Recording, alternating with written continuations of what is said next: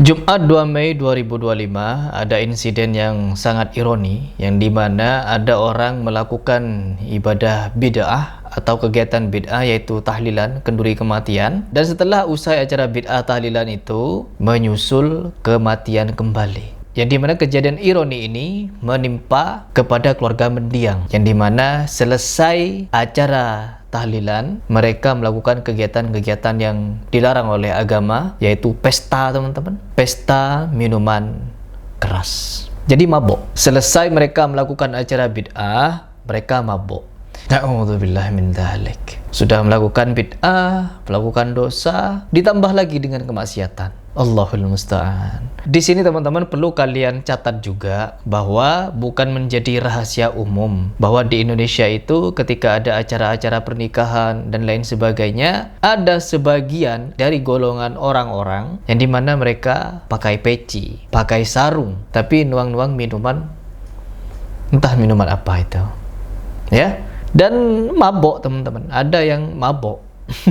Mungkin saking banyaknya makan ya sampai pusing gitu, atau saking banyaknya minum ya, minum air putih jadi pusing. Tercatat di WHO bahwa kematian di dunia disebabkan oleh alkohol atau minuman terlarang ini mencapai 3 juta manusia, baik laki-laki, perempuan, dan remaja, teman-teman. Agar kalian tahu. Dan di Indonesia menyumbang kematian terkait meminum minuman seperti ini. Indonesia menyumbang sekitar 19.000 per tahun. 19.000 nyawa melayang akibat minuman seperti ini. Dari berbagai macam aspek, teman-teman, yaitu di mana mereka ini ingin mabuk tapi tidak punya uang, akhirnya ngoplos dengan ini, dengan itu, dengan obat ini, obat itu, dikasih ke minuman apa begitu, lalu pusing mereka dan mati. Ya, jauh lebih ironi, orang-orang selesai melakukan acara bid'ah lalu mereka meninggal. Ya Allah. Dan menurut informasi atau berita yang saya dapatkan, keluarga yang meninggal ini adik dari yang meninggal, teman-teman. Kades, Pak Kades, sudah jatuh tertimpa tangga pula. Ya Allah. Kalau kita berbicara masalah penyimpangan-penyimpangan yang ada di Indonesia, ajaran-ajaran yang sangat jauh dari agama, terkadang mereka itu menganggap suatu tradisi. Sebagaimana kemarin ketika saya membahas masalah kesurupan-kesurupan.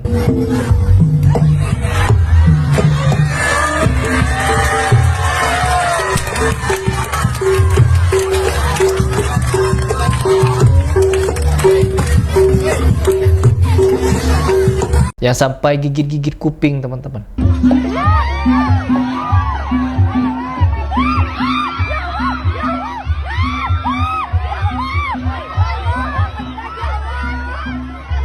Ada penonton yang tidak salah apa-apa, digigit kupingnya sampai mau putus, hampir mau putus. Dan banyak orang-orang kesurupan-kesurupan sedemikian rupa berdampak negatif kepada umat, apalagi kepada generasi bangsa, generasi muda kita. Banyak anak-anak muda, bahkan anak-anak kecil, berbaris dia bertiga, tiba-tiba kesurupan, teman-teman.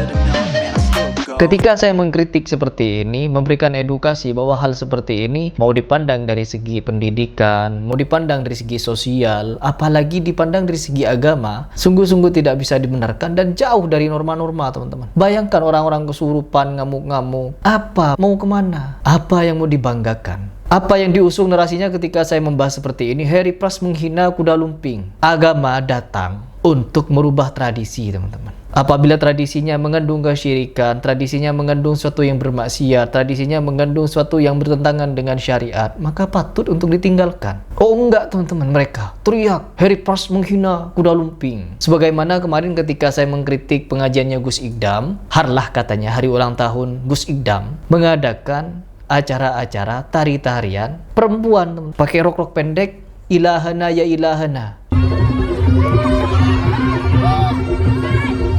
Perempuan-perempuan yang pakai rok mini goyang-goyang di depannya, dan apa yang dinyanyikan? Ilahana.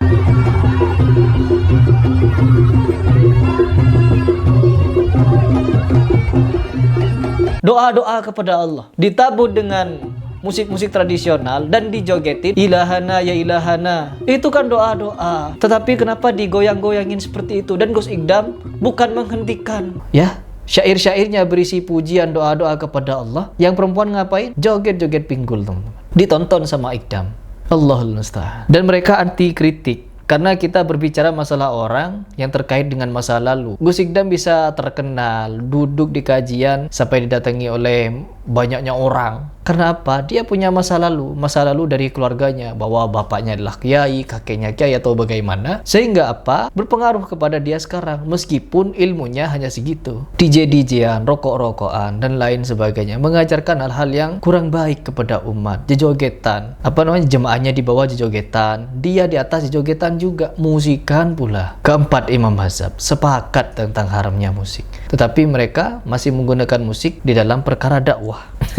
Ya Allah. Jadi memang berat tugas kita untuk mengingatkan, apalagi masalah takhayul, bid'ah dan khurafat. Semua ada pemujanya. Ajaran-ajaran takhayul, orang mengajarkan jijimatan, mengajarkan hal-hal mistik, mengajarkan percaya kepada Nyi Ro Kidul dan lain sebagainya. Banyak yang memuja, teman-teman, banyak yang ikut. Terus yang kedua, perkara bid'ah.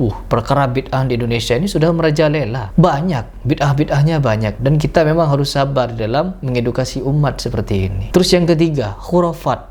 Apalagi khurafat. Kelompok-kelompok Ba'alawi yang mengaku sebagai zuriyah Nabi Muhammad SAW, mereka punya kitab yang isinya segudang khurafat. Nabi Muhammad SAW ketika dibacakan Maulid Simtuduror, apa yang terjadi? Nabi Muhammad datang dan dilihat oleh orang kafir Cina. Nabi Muhammad datang kepada kamarnya perempuan, khalwat di situ, khalwat dengan perempuan, arwah Nabi dilihat, teman-teman. Syekh Sultana ini masuk kamar, datang Nabi di situ. Setiap dia masuk kamar, datang Nabi sesuai keinginan dia.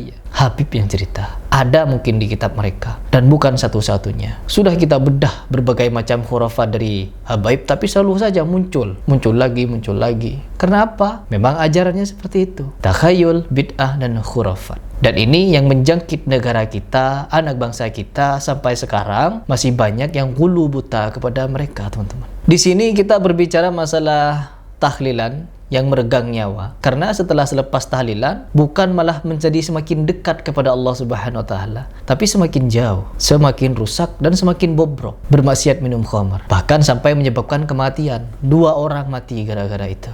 Semoga ini menjadi pembelajaran bahwa kita, ya memang semua ini kita akan tinggalkan, kita akan mati. Semua yang kita punya, jasad ini ya, jasad yang kita punya akan mati. Lalu ketika kita mati, apa yang mau kita bawa? Apa yang sudah kita lakukan untuk umat? Apakah kita sudah mengingatkan umat untuk kembali pada Al-Quran dan Sunnah dan lain sebagainya? Semoga ini bisa menjadi renungan dan bisa menjadi pembelajaran bagi sesiapa yang menganggap hal ini, bid'ah-bid'ah ini adalah suatu kebenaran. Apalagi sampai dicampur dengan kemaksiatan. Banyak ya, acara-acara bid'ah yang dicampur dengan kemaksiatan itu banyak. Maulid Nabi dicampur dengan jogetan, campur laki-laki perempuan. Tahlilan jadi campur dengan minum khamar dan lain sebagainya. Majelis sholawat dan lain sebagainya, jingkrakan, musik-musikan, nyanyi-nyanyi gak jelas. Ya Allah, menghibur. Ya, semoga ini menjadi pembelajaran.